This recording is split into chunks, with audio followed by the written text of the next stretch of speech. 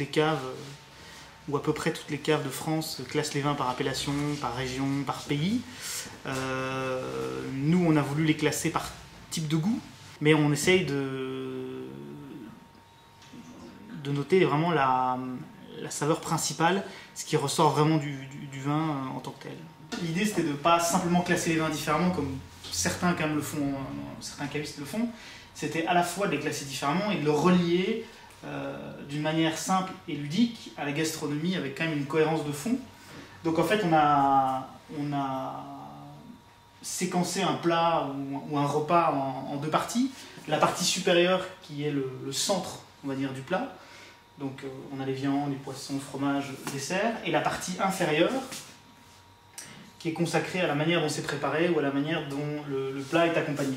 Après, c'est le client qui rentre dans la boutique, il va en actionnant, donc en composant son repas, parce qu'il sait ce qu'il va manger dans ce cas précis. Donc par exemple, voilà, du bœuf aux légumes, avec un accompagnement à base de légumes.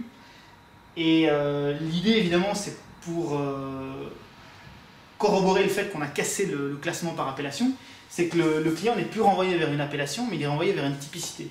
Donc là, en l'occurrence, il a la possibilité entre un vin rouge puissant et épicé ou un vin rosé.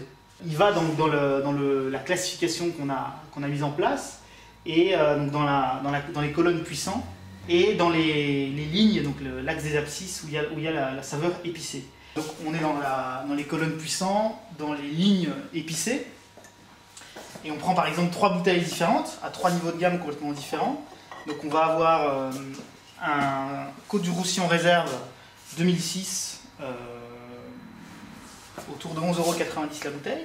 Aussi bizarre que ça puisse paraître, on va avoir un Beaujolais Village 2005 du domaine de Tulon,